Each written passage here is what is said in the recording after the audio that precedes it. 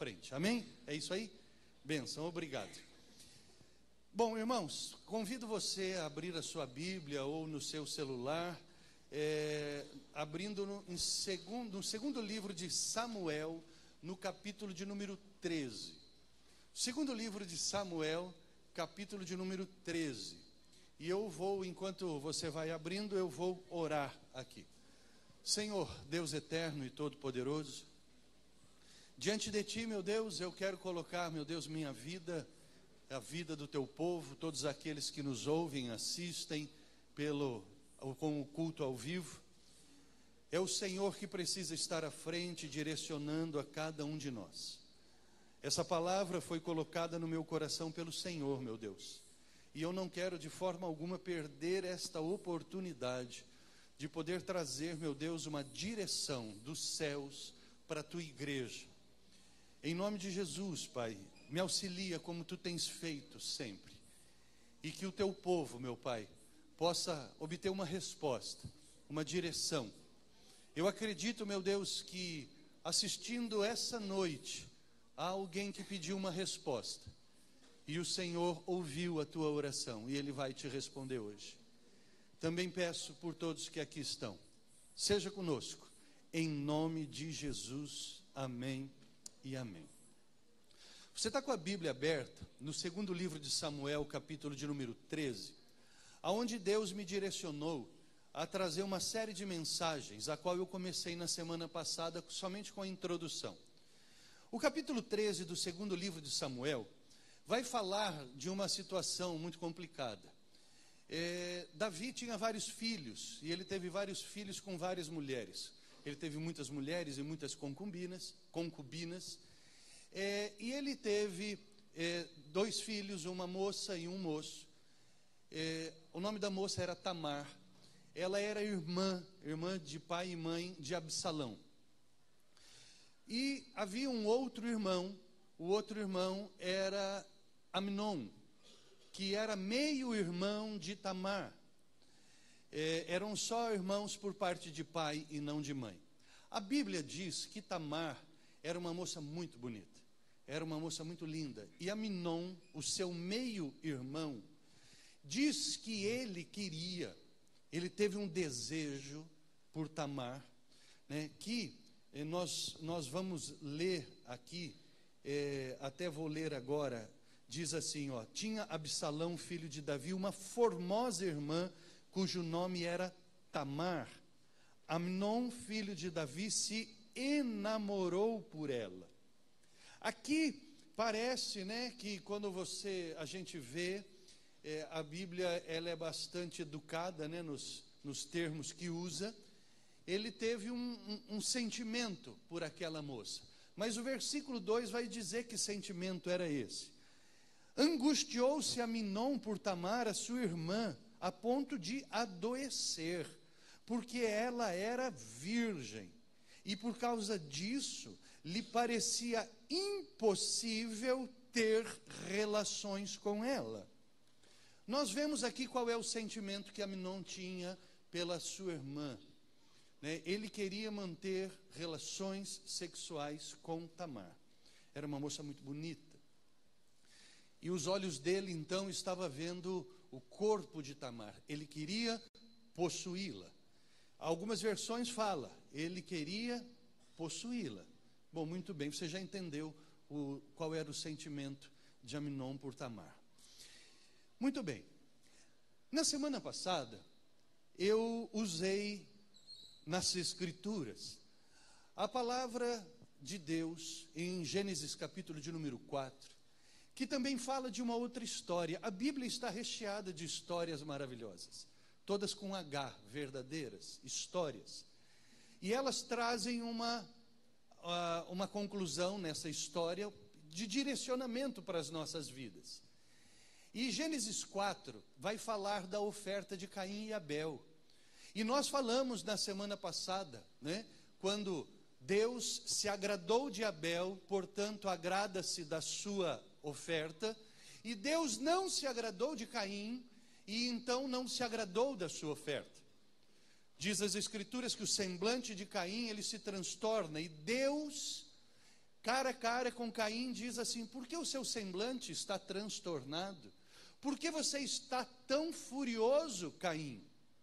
Se tu fizeres o que é certo, não é certeza de que você será aceito? Caim, o pecado está à tua porta. Cabe a você dominar o pecado e não deixar que ele te domine. Nós vimos na mesa aqui dos adolescentes, que são tão tentados também como nós. Aqui, a mocinha resistindo ao pecado, resistindo às ofertas do pecado, da carne. E é exatamente o que nós precisamos fazer. O jovem depois teve que pagar a conta toda, né? Porque o salário do pecado, ele é caro e tem que pagar. E cabe então a nós dominarmos o pecado. Foi isso que nós meditamos na semana passada. E eu até concluí a mensagem dizendo o seguinte: irmão, antes de Deus aceitar o que nós temos para dar para Ele, Ele tem que nos aceitar, Ele tem que nos aprovar. Se Deus não nos aprovar, não há nada o que possamos fazer para agradá-lo. Se Deus não aprovar a minha vida de pai, de marido dentro de casa, no relacionamento com os meus filhos de pai, se Ele não me aprovar da minha forma como eu me porto, como profissional, obrigado. Se Ele não aprovar, não tem o que eu fazer para que Ele se agrade do que eu estou dando para Ele dentro da igreja. Ou Ele me aprova antes, ou nada do que eu faço ou do que eu posso oferecer para Deus é aceitável ao Senhor. Portanto, então, a primeira coisa que nós precisamos fazer é sermos aceitos pelo Senhor. É que os paparazzis pediram para eu olhar para a câmera para tirar uma foto para o YouTube. E eu estou olhando, mas o Jack não aperta o botão. Então, o que acontece é isso, irmãos. Nós precisamos primeiro ser aprovados pelo Senhor. Hoje de manhã, eu estava pregando no Salmo 130. O Salmo 130 é um divisor de águas na vida de um crente. É quando nós entendemos que a vida cristã é o seguinte: não é o que eu faço aqui que vai refletir no céu, mas é o meu relacionamento com Deus que reflete a minha vida aqui. E nós estamos querendo comprar Deus. Muita gente quer comprar Deus. Isso já aconteceu com Caim. Mas Abel não. Abel primeiro procurou ser aprovado. Então é o meu relacionamento com Deus que vai trazer frutos aqui na terra, aqui, e não o que eu faço na terra que vai modificar o que Deus pensa de mim. Então, hoje de manhã eu disse, Salmo 123, o salmista, ele tira os olhos da terra e põe no céu. O 130, ele tira o coração da terra e põe no céu. E é isso que nós precisamos fazer. Nossos olhos têm que estar nas coisas celestiais, mas o nosso coração tem que estar no céu também. Porque a palavra de Deus diz em Eclesiastes que Deus colocou no coração do homem o anseio pela eternidade. Se o meu coração não estiver no céu, nas coisas eternas, não vai ter jeito. Então, Deus termina assim: Caim, se você fizer o que é certo, você vai ser aceito. Mas se não fizer o que é certo, tome cuidado. Bom, muito bem. Você precisa dominar os desejos. Você precisa dominar o pecado. Você precisa dominar as tentações. Deus disse para Caim. E essa história está falando para mim e para você. Nós precisamos dominar o pecado. Nós vimos aqui o pecado que foi encenado pela Milena, falando assim, ó, você vai ver, né? Quando ela congela, o pecado congela todo mundo, só a Maria que continua, porque ela não estava sob o domínio do pecado. Mas o resto todos estavam. O Guilherme, ele estava tendo uma vida de uma santidade exterior, mas a Maria não, santidade interior. E por fim, o pecado domina ele, né? Nós precisamos dominar. Bom, muito bem. Amnon, ele não domina o desejo. Semana passada, o tema era: por que eu preciso ser santificado?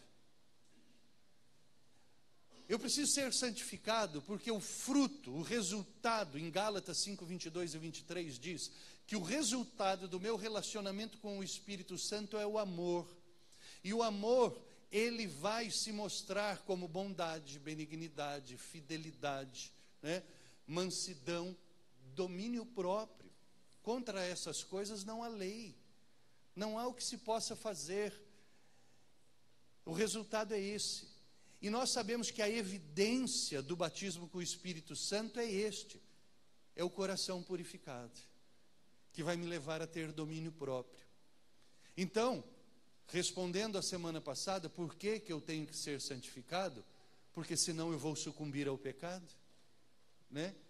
Então, nós precisamos dominar o pecado. Mas aqui, versículos 1 e 2 dessa história que vamos começar a meditar por algum tempo, o que acontece? O desejo domina Amnon. E então a mensagem hoje é: quando o desejo proibido me domina. Sabe, irmãos, nós precisamos entender que nós estamos debaixo de um fogo cerrado do inferno. Nós estamos debaixo de uma guerra muito grande no sentido do domínio da nossa vida, do nosso coração. Provérbios também diz assim: sobre todas as coisas que você deve guardar, guarda o teu coração, porque é dele que procedem as fontes da vida. Nós precisamos guardar a nossa mente, nós precisamos estar blindados pelo Espírito Santo, para nós podermos dominar o pecado e os desejos, né, da nossa vida. Amnon, ele foi dominado por um desejo, e ele entregou-se então àquele desejo, um desejo de possuir a sua irmã. E aí nós vamos ver então o que aconteceu com este moço. Primeira coisa, ele teve um sentimento de cobiça. Amnon, ele foi possuído por um sentimento de cobiça. O que é cobiça? É querer ter o que não é para mim. Tem coisas que não são para nós. Deus criou muitas coisas, né? Mas tem endereço correto tudo aquilo que Deus criou. De mulher para mulher Marisa, no sentido de mulher, Deus criou só uma para mim, e é com a qual eu me casei. Se eu quiser ter uma outra mulher, o que acontece? Eu estou debaixo de cobiça, querendo ter aquilo que não é para mim. O teu marido é o único homem que Deus criou para você, mulher. E se você quiser ter outro, você está debaixo da cobiça, querendo ter algo que Deus não criou para você. Por isso que Jesus, ele diz assim, olha: se tu olhares para uma mulher, pecastes. Não, ele não disse isso. Porque o pecado não está nos olhos, né? Eu já ouvi alguns pastores dizerem assim: se você olhar pela segunda vez, é pecado para uma outra mulher. Aí eu falei: bom, então é fácil resolver. Você cola os olhos nela e olha uma vez só. Porque se o pecado é o segundo olhar, né? Você cola os olhos, meu filho, e pronto, resolvido o problema, né? Mas não foi isso que Jesus disse. Ele disse: se olhares com cobiça para uma mulher, já adulterastes com ela. O pecado está ali na cobiça, no desejo de ter aquele objeto da visão. E é interessante que o pecado, ele gosta de entrar pelos olhos. Eva, vendo que o fruto era bonito e formoso, né? E ele era bom para adquirir, vendo. Então ela tomou daquilo que não era para ela.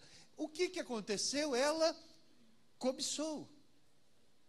Lá em Êxodo, capítulo 20, que começa no versículo de número 10, Deus vai falar sobre os 10 mandamentos. E ele começa dizendo: não terás outros deuses diante de mim. E ele termina no 10º mandamento falando assim: não cobiçarás. Não cobiçarás. Só que entre o primeiro, não terás outros deuses, não fará imagens de escultura, não tomará o nome do teu Deus em vão, até chegar no 10º mandamento, está ali falando que é não cobiçarás, está ali falando também, não matarás, não adulterarás. Portanto, Deus coloca como o mesmo peso da cobiça um assassinato.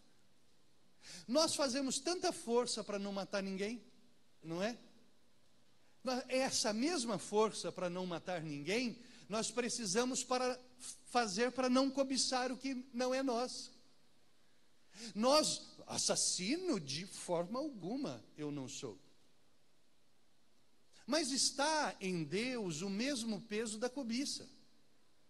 Pode ser que seremos barrados no baile, de entrarmos no céu, não por sermos assassinos, mas por sermos cobiçosos.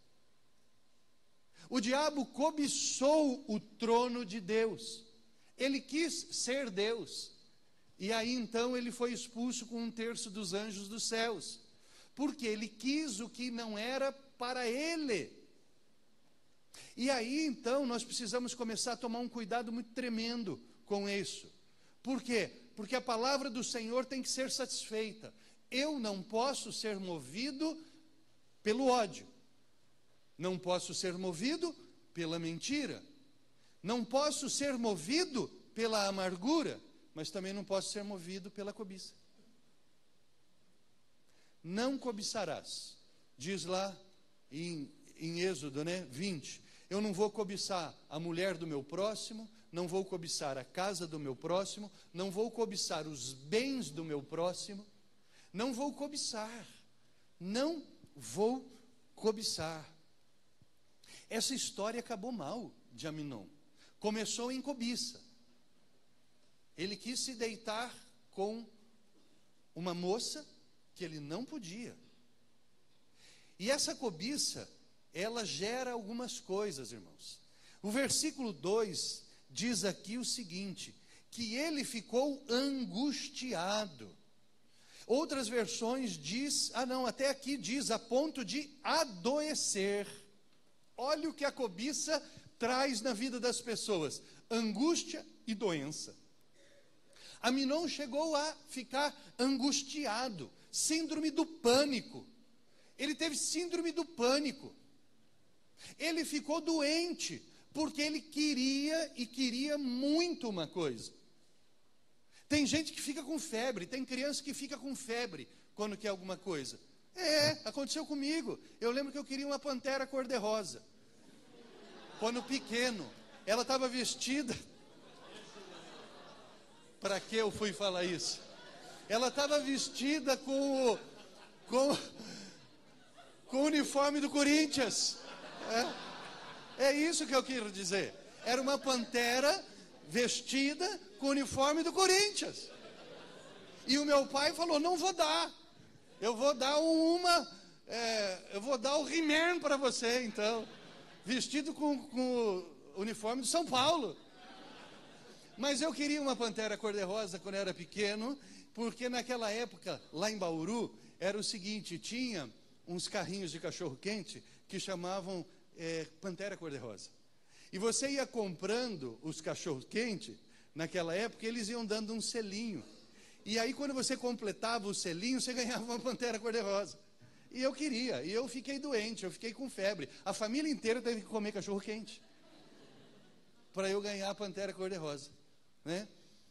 Então tem gente que fica doente, angustiado, correndo atrás de uma coisa que não era para ter.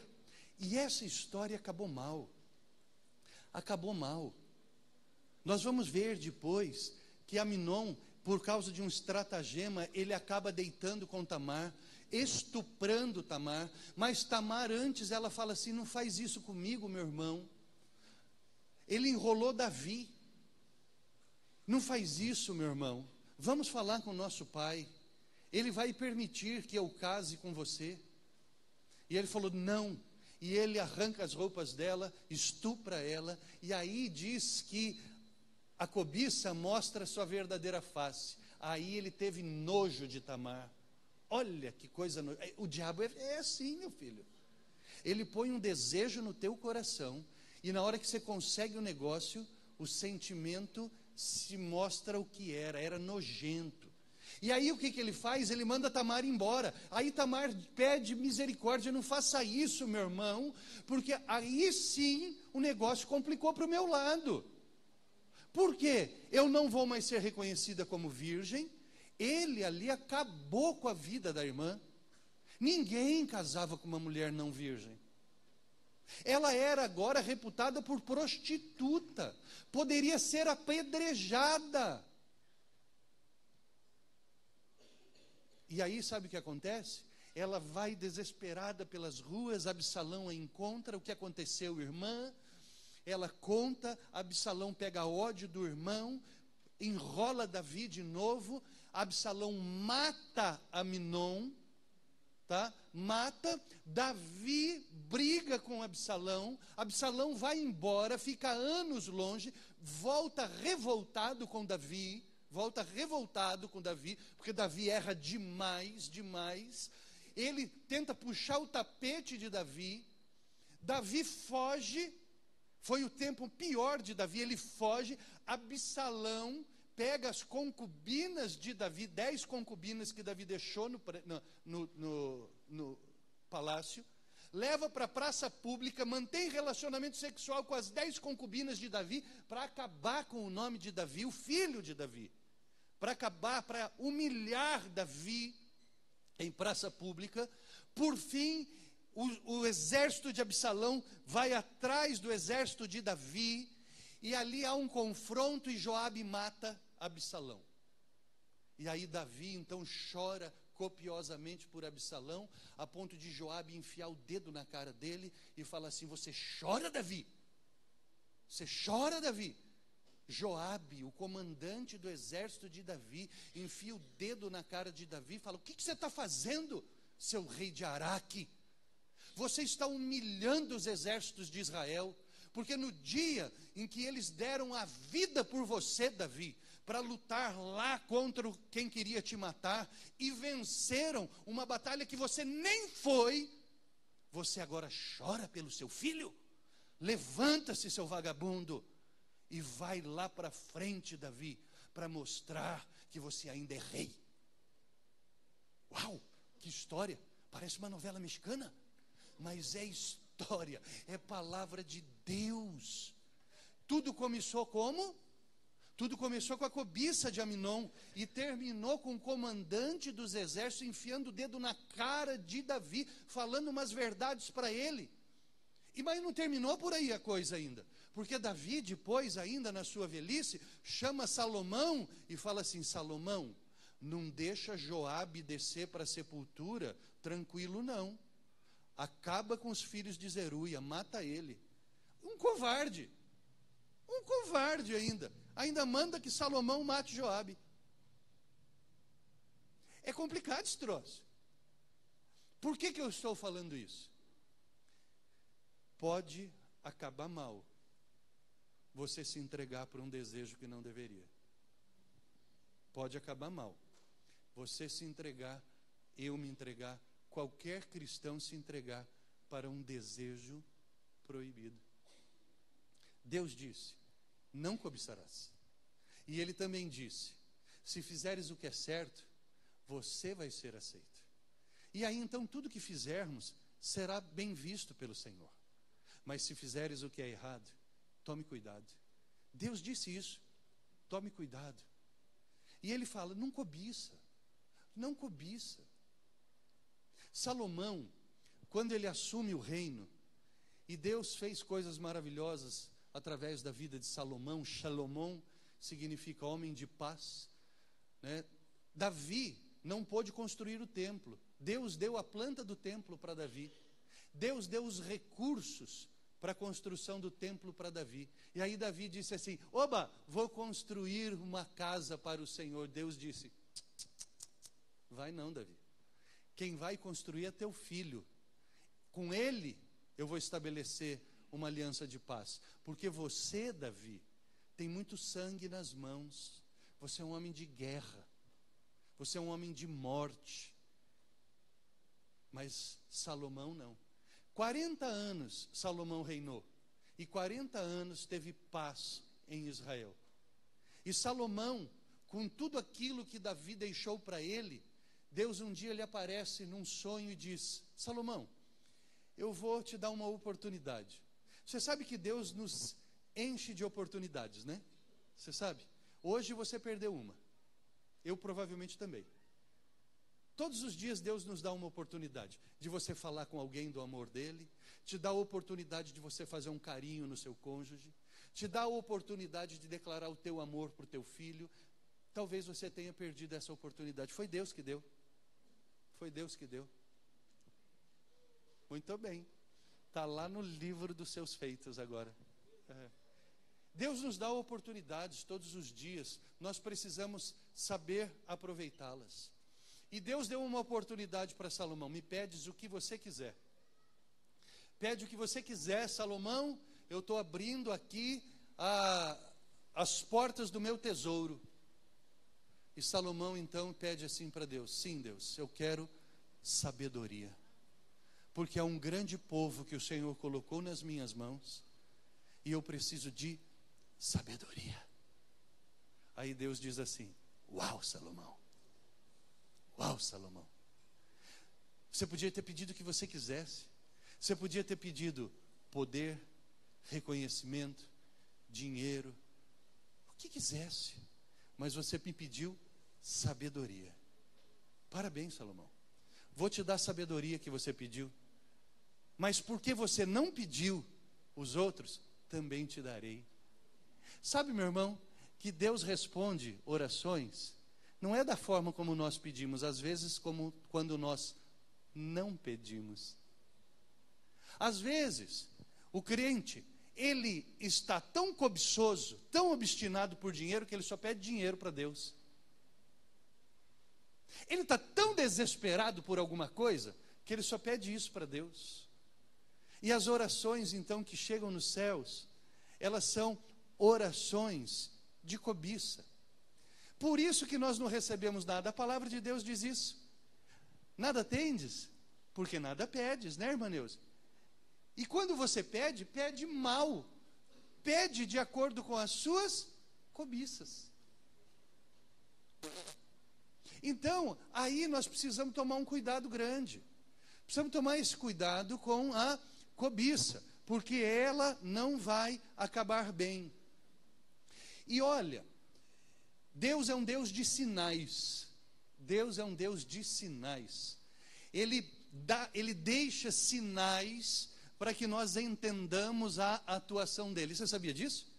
Deus deixa sinais e portentosos sinais. Tá? Na criação, diz que Deus criou o sol e a lua para servir de sinais. Por exemplo, nós falamos das luas de sangue. Quando as luas se tornam de sangue, é que alguma coisa vai acontecer, segundo a palavra do Senhor, não é? O sol se escurecerá. Então, lua não foi só criada para iluminar a noite e o sol o dia, mas para servir de sinais para mim e para você. Eu não vou falar de novo, Bela. Eu não vou falar daquele tempo que você tinha medo de chuva. E aí, a Isabela tinha medo de chuva. E aí, aí a gente falava assim para Bela, depois da chuva: Belinha, olha o céu. Está vendo o arco-íris? Sim. Deus disse na sua palavra que o arco-íris foi colocado no céu como sinal, um sinal de que nunca mais ele destruiria a terra pelas águas. Está escrito na Bíblia. O arco-íris é um sinal de que Deus não destruirá a terra pela água. Ele vai destruir pelo fogo, mas não pela água. Esfriou, né? Não é pela água, é pelo fogo. Sinais. Deus deixou muitos sinais. A figueira florescendo. Jesus disse para os judeus assim: vocês sabem ver os sinais da terra, mas não conseguem ver os sinais do reino de Deus. Deus, então, ele deixa muitos sinais, muitas evidências do que vai vir a acontecer daqui para frente. Até mesmo lá em casa, por exemplo, assim, se você vira a cara para o seu cônjuge, isso é sinal de que a coisa vai azedar. Vira a cara para sua mulher para você ver aonde você vai se encontrar daqui a um tempo. Porque quem manda lá é ela, e você virou a cara para ela, né? E você vai ficar sem comer. Porque ela vai fazer comida para ela e não vai fazer para você. Azedou. Brincadeira, né? Porque quem manda lá em casa sou eu, diz o Senhor dos Exércitos. Bom, muito bem. Então, queridos, existem sinais. E a cobiça também é um sinal. A cobiça é um sinal muito grande. E está na palavra de Deus. Está na palavra de Deus em 1 João 2. Se você quiser abrir a tua Bíblia, eu já estou caminhando para o fechamento dessa mensagem. E eu quero contextualizar agora tudo que eu te falei. Se fizeres o que é certo, você vai ser aceito. O pecado quer te dominar, mas você não pode ser dominado por ele. Você tem que dominá-lo. Isso é a palavra do Senhor. Você precisa dominá-lo. Não cobiçarás, diz a palavra do Senhor. Aí 1 João 2, 16 e 18 diz assim, pois tudo o que há no mundo. Muito bem, vamos parar aqui um pouquinho para entender o que é mundo. Mundo. A gente precisa entender muito bem essa palavra cosmos no grego, tá? Porque esse mundo que está falando aqui é diferente do mundo que está falando em João 3,16. João 3,16 diz assim, porque Deus amou o mundo de tal maneira, o cosmos como criação. Deus amou a criação dele de tal maneira, que por amor à criação, deu o seu Filho unigênito para que todo aquele que nele crer não pereça, mas tenha vida eterna, tá? Deus amou a criação. Quando aqui diz que tudo que há no mundo, este mundo aqui significa sistema de vida fundamentado no pecado, tá? Porque esta palavra precisa ser muito bem trabalhada na Bíblia, tá? Ela foi traduzida como mundo, cosmos, pegaram cosmos e traduziram tudo como mundo. Mas aqui significa sistema de vida, né? Que é fundamentado em cima do pecado. Então aqui fala, pois tudo que há nesse sistema de vida que é fundamentado no pecado, que é a cobiça da carne, a cobiça dos olhos e a ostentação dos bens, não provém do Pai, mas provém do sistema de vida fundamentado no pecado. Ou seja, a cobiça da carne, cobiçar os desejos da carne, a cobiça dos olhos. O pecado, como é que eu falei para você que ele vem? A palavra de Deus diz, se teus olhos forem bons, toda a tua alma será luminosa. Mas se teus olhos forem maus, quantas trevas existem em você? Então, essas coisas, a cobiça da carne, a cobiça dos olhos e a ostentação dos bens, não provém do Pai, mas do mundo. Hoje a gente vê aí músicas, funks, né, estimulando a ostentação, né? Isso vem do quê? De Deus? Eu falo para vocês que negócio de funk é do capeta, é do capiroto, não é de Deus. A Bíblia está falando, olha que revelação fresca para a tua vida, não é de Deus. O funk é do capeta, não vem do Pai. Ostentação, né? Cobiça dos olhos da carne. Muito bem, Continuando, o mundo como sistema de vida fundamentado no pecado e a sua cobiça passam, mas aquele que faz a vontade de Deus permanece para sempre. Aleluia. Filhinhos, diz aqui. Aí o Espírito Santo vira para você e fala: filhinhos, esta é a última hora. E assim como vocês ouviram que o anticristo está vindo, já agora muitos anticristos têm surgido. Por isso que nós sabemos que esta é a última hora. Muito bem.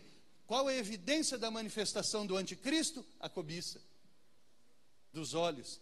Está aqui. A cobiça é da carne e a ostentação dos bens. O anticristo está aí, querido. E a cobiça está crescendo demais. A ostentação está crescendo demais. As pessoas querem ostentar bens. E o que as pessoas estão pedindo para Deus hoje? Bens, dinheiro. As pessoas estão preocupadas em ter e não em ser. Elas não estão preocupadas em serem aprovadas por Deus, elas querem ter. Isto é sinal que o anticristo está dominando. Ah, já vou usar a música dele, está dominado, está tudo dominado. O capeta dominou muita gente. Ele declarou isso. Então, irmãos, Deus trabalha com evidências, com sinais. A evidência de um crente batizado com o Espírito Santo é uma pessoa que tem o coração purificado. Nós somos armínio-wesleyanos. Nós não cremos que a evidência do batismo com o Espírito Santo é o falar em línguas estranhas. Isso é para os pentecostais. Nós somos armínio-wesleyanos. Nós cremos que é a evidência, a purificação do coração. É o Espírito Santo tratando o pecado original dentro de mim. Aquela tendência para o mal, aquela tendência para a mentira, aquela tendência, Deus está tratando isso através do batismo com o Espírito Santo. E essa é a evidência. A evidência de um verdadeiro arrependimento, o que é? O abandono do pecado. Abandonar o pecado, essa é a evidência que a pessoa se arrependeu. Mas a evidência que o anticristo está reinando é a cobiça, associada à ostentação. Mas a palavra de Deus diz que isso passa. Ou seja, é terreno, é finito. Mas aquele que faz a vontade do Senhor é eterno. Permanece para sempre. É eterno. Onde estão nossos olhos, irmãos? Nas tamares, ou na Tamar que existe por aí? Bonita. Nossa, que moça bonita, nos padrões de beleza, perfeita. Mas ela não é para mim. Eu não vou cobiçá-la. Mas eu vou fazer aquilo que Deus quer que eu faça.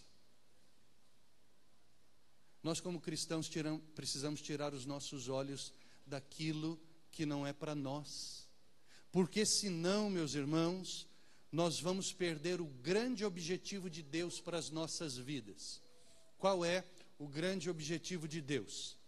Jó 20:20 vai dizer assim, não precisa abrir. Certo é que a sua cobiça não lhe trará descanso. Livro de Jó 20:20 diz, é certo, a sua cobiça não lhe trará descanso. Mateus 11:29 diz assim, tomai, Jesus dizendo, todos vós que estáis cansados e sobrecarregados, vinde a mim. Tomai sobre vós o meu jugo e aprendei de mim, que sou manso e humilde de coração, e encontrareis descanso para as vossas almas. Jó 20:20, certo é que a sua cobiça lhe tirará o descanso. Viver pela cobiça é rivalizar com Deus. O que Deus tem para mim, o que Deus tem para você, se você for dirigido pela cobiça, não chegará nunca nas suas vidas. Por isso que Salomão recebeu o que não pediu, porque estava nos propósitos de Deus dar para ele, e ele não pediu, não teve cobiça, pediu algo nobre. Ele nem pediu e Deus deu. Nem pediu e Deus deu. Sabe, queridos, a gente precisa viver por fé. Nós precisamos ter mais fé. Mas fé, fé, não misticismo. Fé, fé. Eu escutei outro dia uma pessoa dizendo assim: eu perdi o meu celular numa multidão, e aí eu orei para Deus assim: olha aqui, Deus, eu sou dizimista e eu quero meu celular de volta. Desde quando o dízimo serve para isso? Para eu encontrar meu celular? Desde quando eu ser dizimista é sinal que eu nunca mais vou perder nada?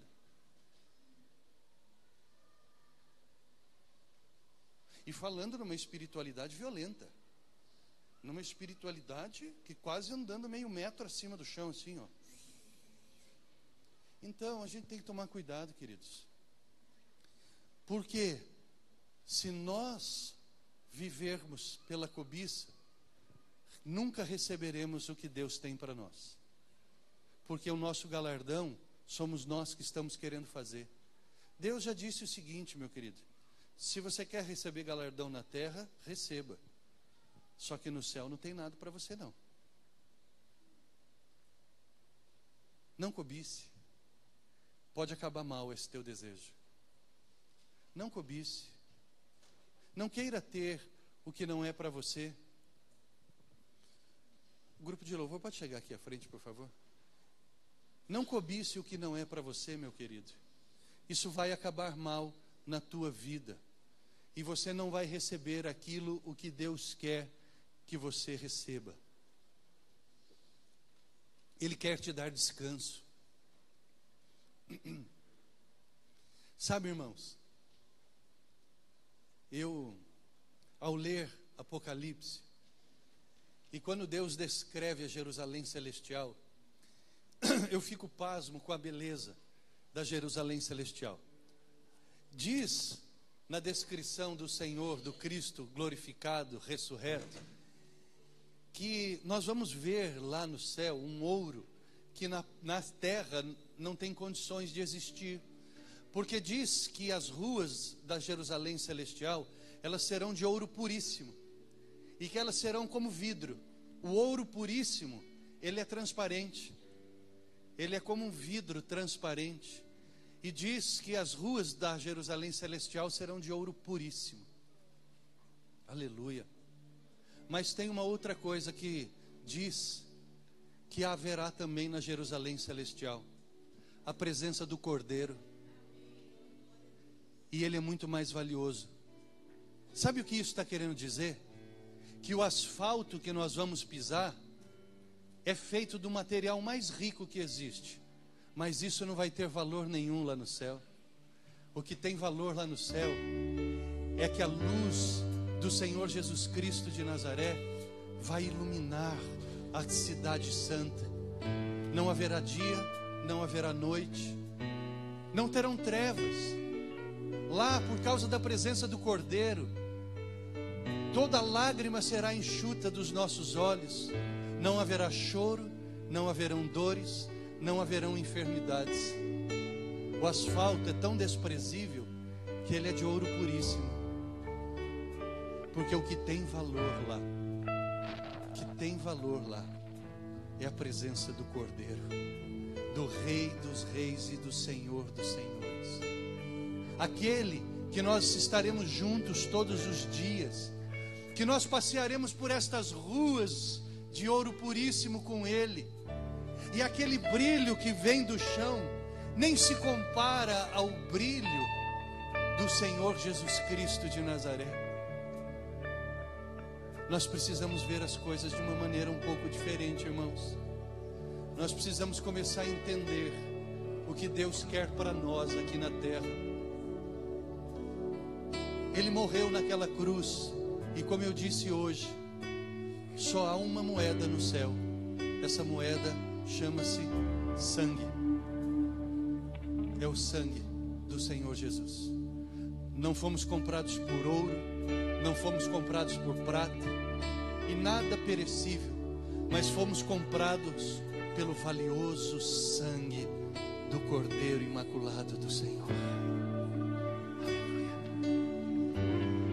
não cobiçarás. Não cobice a mulher do teu próximo.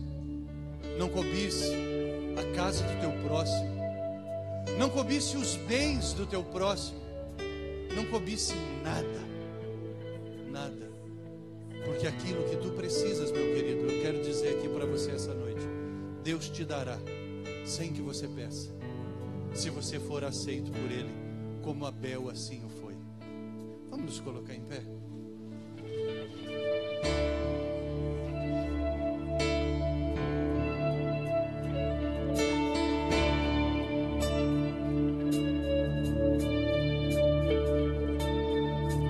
Toma-me, rendido estou aos pés da cruz, me encontrei, o que tenho te entrego ao Deus.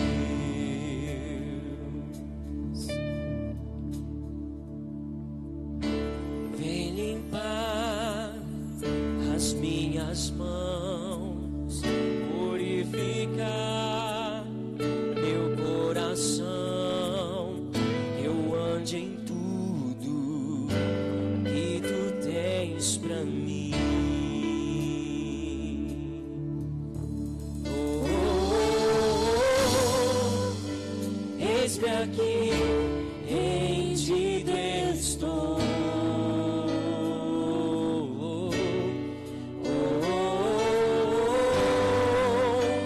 Eu sou teu e tu és meu, Jesus.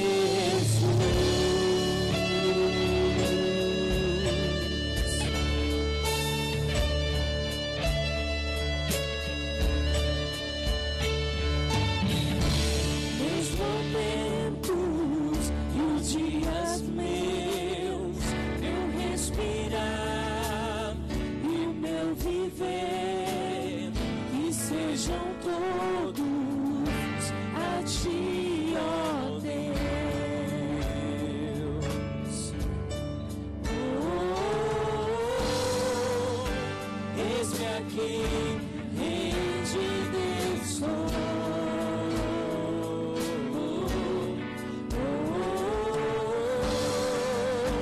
Eu sou teu e tu és meu.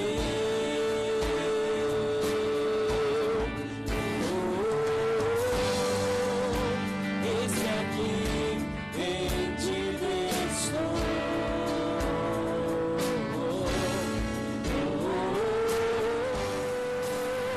Eu sou teu e tu és minha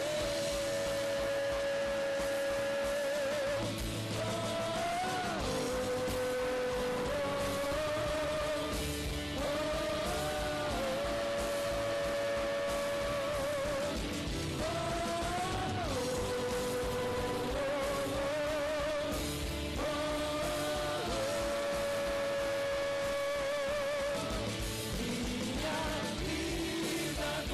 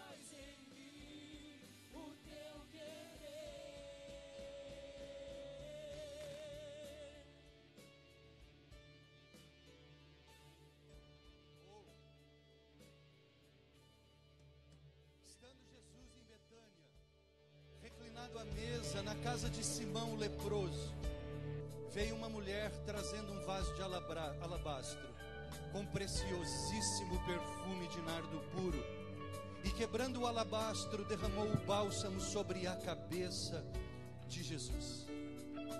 Essa passagem diz que Jesus estava num lugar que ele gostava muito de estar, em Betânia. Betânia era o lugar onde morava Marta, Maria, Lázaro, Simão.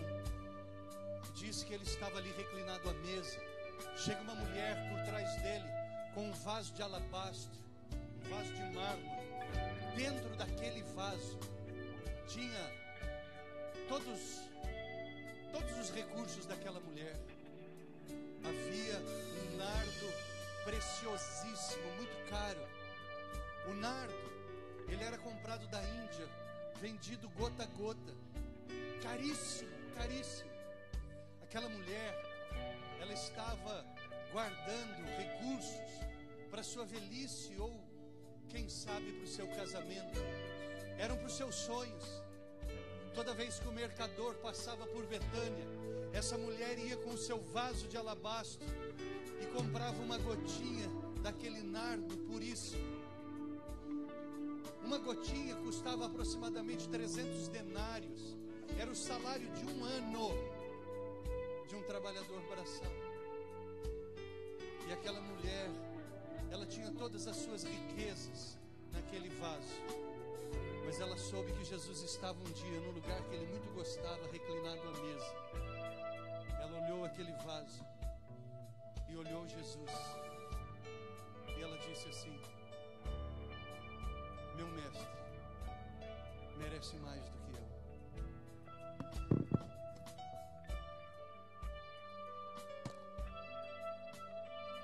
E derramou todo o vaso, todo o nardo no Senhor Jesus Cristo de Nazaré. Não há nada mais valioso do que a presença do Senhor Jesus nas nossas vidas. Não há nada mais valioso do que o Senhor Jesus nas nossas vidas. Canta de novo.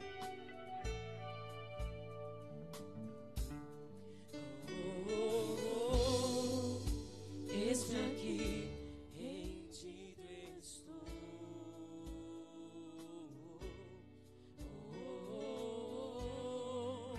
Eu sou teu e tu és meu.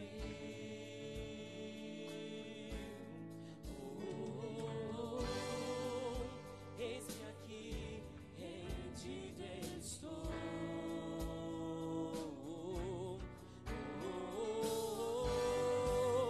Eu sou teu e tu és meu.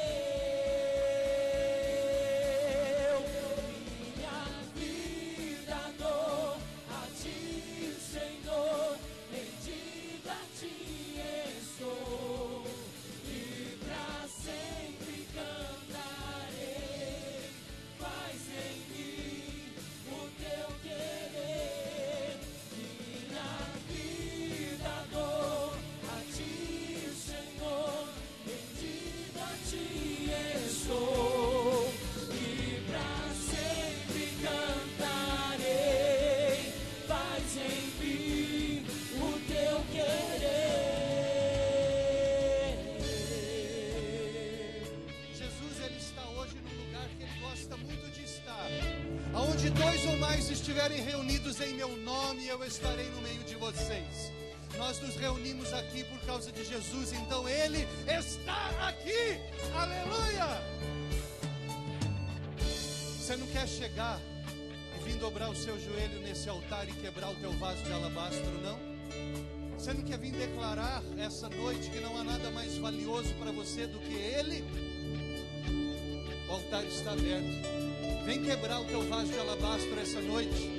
Vem sacrificar teu Isaac essa noite. Vem reconhecer perante o Rei dos Reis e o eterno Deus que não há nada mais valioso nessa terra do que a presença dele na tua vida. Ele te convida a vir quebrar o vaso de alabastro.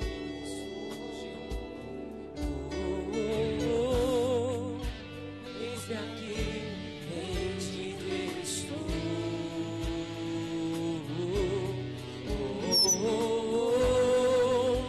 Eu sou teu. Pode vir, querido. Tu és és fiel. Vem quebrar o teu vaso de alabastro agora. Eis-me aqui, em ti estou.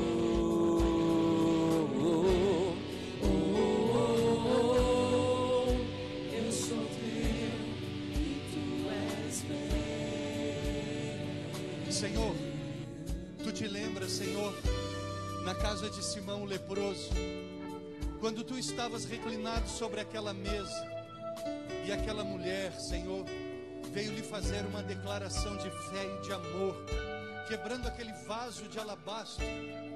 Quantas pessoas se indignaram com aquele feito daquela mulher. Até mesmo Judas, ele disse, Senhor, que poderia ter sido vendido e dado aos pobres, mas ele era bandido. Mas aquela mulher não, Senhor. E tu disses para todos aqueles: deixai-a, não a molestais, porque praticou boa ação para comigo. Os pobres vocês sempre têm convosco, podeis fazer-lhes bem. Mas ela antecipou-se a ungir-me para a sepultura. Nessa noite, Senhor, nós estamos aqui profeticamente, Senhor, realizando novamente o ato daquela mulher, que por onde quer que seja contado essa história, vai ser falado dela. Nós estamos aqui quebrando os nossos vasos de alabastro. Nós estamos aqui sacrificando os nossos ídolos perante o Senhor, declarando que só o Senhor é Rei, que só o Senhor é Deus, que não há nada mais importante nessa terra do que o Senhor em nós e nós em Ti, porque em Ti faremos proezas, diz a Tua palavra, ó meu Deus e Rei. E a Tua palavra, ela aqui está se cumprindo mais uma vez, e o Teu povo se entregando mais uma vez aqui, essa noite na Tua santa presença. Não há nada mais precioso do que o Senhor para as nossas vidas. Não há nada mais valioso para nós do que a Tua presença, ó Jesus. Isso nós fazemos aqui neste altar essa noite. Eu quero perguntar aqui, antes de acabar essa adoração aqui, aleluia! Alguém quer entregar sua vida a Jesus essa noite? Se alguém quer reconhecer Jesus como seu Senhor e Salvador, levanta a tua mão. Eu não vou te chamar a vir. Deus te abençoe em nome de Jesus. Dá uma salva de palmas ao Eterno. Alguém quer reconhecer Jesus como Senhor e Salvador? Levanta a tua mão. Faz um aceno para mim aqui. Oh, louvado seja o nome do Senhor. Você que nos assiste essa noite, ouviu essa palavra, você quer entregar a tua vida a Jesus, é o momento. Entrega a tua vida ao Senhor Jesus, confia nele e tudo mais ele te fará em nome de Jesus. Aleluia, louvado seja o nome do Senhor Jesus. Eis-me aqui, em ti estou.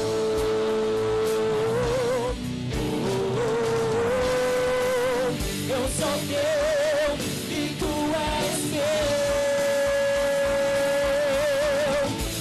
Minha vida dou a ti, Senhor. Rendida a ti estou. E pra sempre cantarei. Faz em mim o teu querer. Minha vida dou a ti, Senhor, rendida a ti estou, e pra sempre cantarei. Faz em mim o teu querer.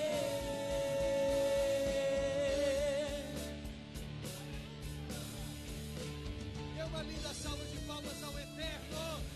Glória a Deus. Aleluia.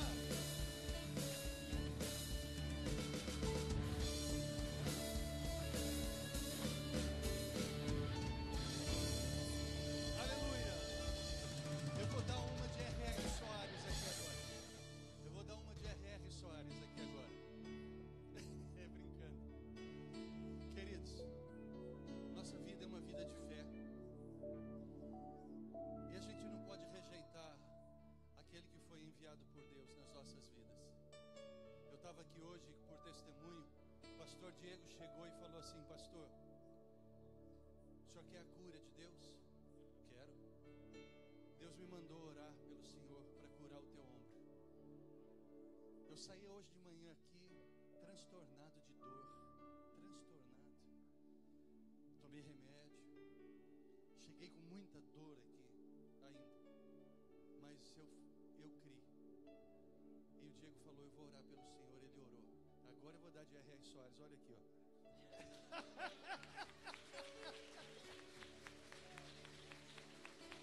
Aleluia, Deus. Louvado seja o nome do Senhor Jesus. Glória a Deus. Deus te abençoe, meu irmão. A glória é toda do Senhor. Meu irmão, domina o pecado, domina a cobiça sobre a tua vida. Sabe por quê? Porque Deus tem muita coisa para você. Deus tem muita coisa para você. Fecha teus olhos, curva a tua fronte, espalma as mãos aos céus. Aleluia. Amado e eterno Deus, glorioso Senhor, Tu és o Rei único que existe, exaltado, soberano, primaz sobre todas as coisas. Não há ninguém em nada nesta terra que se compare à Tua glória. E nós do Senhor, e o Senhor em nós é a esperança da glória. Aqui diante do Senhor, a Tua humilde igreja, Senhor, declara: Tu és a porção da nossa herança. Não há nada mais importante nesta terra, ou mais valioso nesta terra, do que a Tua presença em nós, Senhor. O melhor desta terra não é o ouro, nem a prata, nem no céu será. É o Senhor. Recebe a adoração desta igreja, Deus. Aceita-nos, Senhor, como oferta de aroma suave e agradável às Tuas narinas, Senhor. Nós não queremos Te comprar, Senhor. Nós queremos Te amar. Nós queremos nos relacionar contigo, Senhor, na beleza da Tua santidade, independentemente do que possamos receber. Porque na verdade, ó Jesus, o que possamos ainda receber de Ti não se compara ao valor que Tu tens em cada uma das nossas vidas. Por isso que nós Te pedimos que o Senhor nos abençoe e nos guarde, que o Senhor faça resplandecer o Seu rosto sobre as nossas vidas e tenha misericórdia de nós. É por isso que nós queremos que os Teus olhos se levantem sobre as nossas vidas e nos dê, Senhor, a paz que excede todo o entendimento e que só os Teus filhos podem receber. Nós oramos e entregamos este culto no nome do Pai, do Filho e do Espírito Santo. Amém e amém. Dê uma linda salva de palmas ao Eterno. Viva! Aquele que faz a vontade do Pai permanecerá para sempre. Aleluia.